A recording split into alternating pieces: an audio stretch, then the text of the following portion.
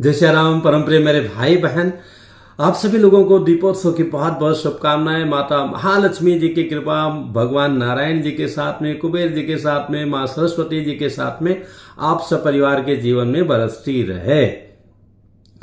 मेरा रूप थोड़ा आप अलग देख रहे होंगे आज। तो ये नागिन 6 में एक पंडित जी अथवा पुरोहित जी के रोल के लिए आया हूं, इसलिए जय जय श्री राम है।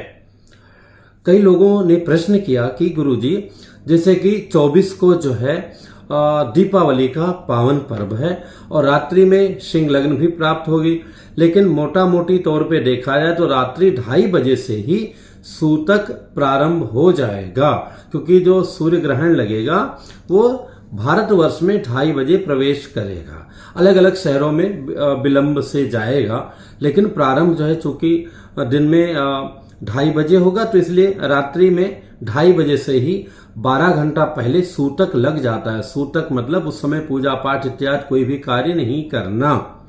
तो ऐसे में जो रात्रि में हम पूजा किए, मतलब कोई भी व्यक्ति रात्रि में 24 तारीख की रात्रि में पूजन किया और अगले दिन जो है विसर्जन करते थे। कई लोग तो लाभ पंचम के दिन विसर्जन करते थे, तो वो बात अलग है। पर जो अगले दिन विसर्जन करते थे तो वो लोग क्या करें? तो मेरे भाई बंधु, बिल्कुल कोई दुविधा वाली बात नहीं है। जैसे कि अगर अगले दिन आपको कहीं जाना है, आवश्यक यात्रा करना है, या भाई के यहाँ जाना है अथवा बहन के यहाँ जाना है, जो भी है, अगर कुछ ऐसा है तो पूजन के पश्चात तुरंत जो विसर्जन की विधि है उस विधि से विसर्जन करके कर सकते हैं। ऐसा नियम है, बिल्कुल कर सकते हैं, कहीं कोई दोष नहीं है। उत्थापन जो है अगले दिन रात्रि में कर लीजिए, अथवा उस समय भी कर सकते हैं पूजन के बाद में, और दिया जब तक जलती है जलने दीजिए। और अगर रात्रि में आपको नियम करना है या ना भी करना है तो जो दीप वगैरह जल रहा है वो सारी रात्रि भी आप उसको प्रज्वलित रखिए, चाहे घर के दरवाजे के दीप हो, चाहे मंदिर के बाहर के दीप हो। हम मंदिर को हमें छेड़ना छाड़ना नहीं चाहिए। अगर प्रॉपर मंदिर है, सामान्यतः वैसा है तो वैसा ही रहने दीजिए, पर रात्रि 2:30 बजे के बाद छूना स्पर्श करना ये सब नहीं चाहिए। और 2:30 बजे के पहले ही मंदिर में गंगा जल में, पूजन सामग्री में, कटे हुई सामग्री में कुशा, जिसको डाब बोलते हैं, दर्भ बोलते हैं, और अथवा कुशा नहीं तो तुलसी का पत्ता, अगर वो भी नहीं है तो काला तिल आप ऐसा रख सकते हैं। जो सूखे अनाज है उसमें रखने की आवश्यकता नहीं है। लेकिन जो दिया वगैरह है वो बिल्कुल सारी रात जलेगी, उसमें आप तेल घी जो भी आपने रखा है। हालांकि जो देवस्थान है, तुलसी मैया, दरवाजा और स्पेशली मंदिर और किचन, यहाँ तो हमें घी का ही दिया जलाना चाहिए। यम दिया जो है वो राई के तेल का रखना चाहिए, जिसको क्या बोलते हैं, मस्टर्ड ऑयल। तो अब हाँ, तो मान लिया रात्रि में पूजा हमने किया, 2 बजे तक पूजन किया। अब हमारी इच्छा नहीं कि माँ का इतना बढ़िया दरबार है, उत्थापन करने की, उठाने की, विसर्जन करने की, तो कोई बात नहीं, उसको वैसे ही रहने दीजिए। पूजा के समय ही कुशा अथवा तुलसी अथवा तिल, काला तिल थोड़ा थोड़ा सब पे बिखेर दीजिएगा। फिर जैसा कि सूतक प्रारंभ होगा तो कुछ भी उस प्रकार का सोना खाना पीना सब नहीं है, और पूजन पाठ भी नहीं करना है। जब ग्रहण काल लगेगा दिन में 2:30 बजे, तब हम विशेष पूजन पाठ कर सकते हैं। ग्रहण के पहले स्नान, मध्य स्नान और लास्ट में स्नान करना चाहिए।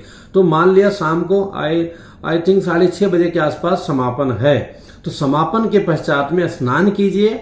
जो जनेऊधारी हैं, जनेऊ के नियम का पालन करते हैं, वो लोग जनेऊ चेंज करेंगे और उसके बाद में मंदिर की पूजा करेंगे, मंदिर की सफाई करेंगे, पूजा करेंगे।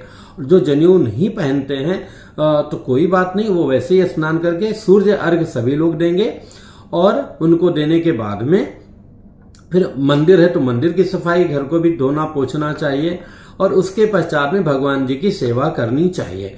तो जिन लोगों ने सोमवार को पूजा किया था, विसर्जन नहीं किया था, चूंकि उस दिन मंगलवार है, लेकिन कई जगह आया है कि दिन का दोष रात्रि में नहीं लगता है, सूर्यास्त के बाद दिन का प्रभाव नाम मात्र का हो जाता है।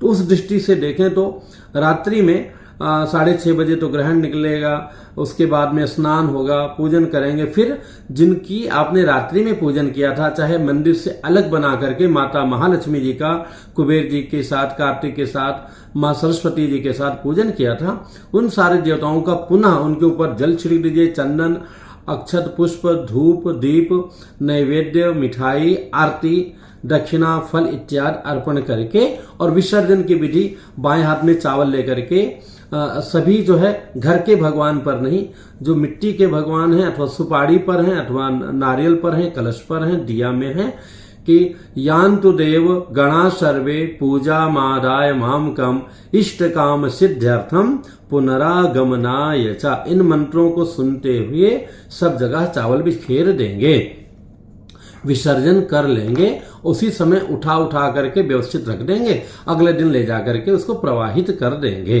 तो जरा भी दुविधा मन में मत रखिए। जैसे कि हमारे घर के भगवान हैं वो तो कहीं भग नहीं जाएंगे, वैसे ही जिनका हमने आवाहन किया है, विशेष स्पेशल पूजन करके उनको बुलाया है, तो वो लोग भी जो है वैसे ही रहेंगे।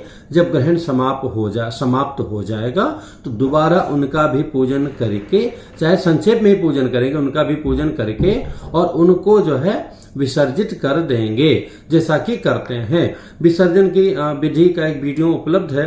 फिर भी मोटा मोटी जो उपयोगी सामान है, अच्छा सामान है, अपने आचार्य पुरोहित को देना चाहिए। पूजन आप स्वयं भले ही करें, पर पूजन के निमित्त दक्षिणा अपने आचार्य पुरोहित को अवश्य देना चाहिए, तभी वो कर्म आपका फलीभूत होता है। और जो दिया की बात है, दिया जो है रात्रि में 2:30 बजे सूतक लगेगा ही, तो भी दिया में आप घी अथवा तेल डाल सकते हैं, वो प्रज्वलित रात्रि भर रख सकते हैं, कहीं कोई दोष नहीं है। ग्रहण काल में भी जब आप पूजन करेंगे उस समय भी दिया जला सकते हैं, पर वो सब करना तो अलग से पहले सब सामग्री रखिएगा, क्योंकि वैसा लेने से अशुद्ध हो जाता है। तो पहले से सब बना करके रखिएगा अगर उस समय करना है तो। और बिल्कुल कोई दुविधा मत रखिए। और उसके बाद में आप, जैसा कि मैंने बताया, कहीं बाहर जाना है तो सोमवार को रात्रि में पूजन इत्यादि करके 12-1 बजे के बाद में उत्थापन करके पैक करके विसर्जन विधि पहले भी कर सकते हैं। और उनको जो बाहर प्रवाह करना है अथवा कहीं साफ जगह डालना है, फूल पत्ती इत्यादि, चावल तो चिड़ियों को देना चाहिए और नहीं तो नदी में प्रवाहित कर देना चाहिए। बाकी निर्माल कलश अथवा नदी में सुविधा है तो वो करना चाहिए। प्लास्टिक के प्रयोग का बिल्कुल नहीं, चीजों का प्रयोग नहीं करना चाहिए। और दिया वगैरह भी तो कर सकते हैं अथवा साफ जगह भी कर सकते हैं। तो मेरे ख्याल से आप सभी के प्रश्नों का उत्तर मिल गया है। और भी प्रश्न आएंगे तो उन पर मैं वीडियो अर्पित करने का प्रयत्न करूंगा। पुनः आप सभी लोगों को दीपावली की बहुत बहुत शुभकामनाएं। जय श्री राम।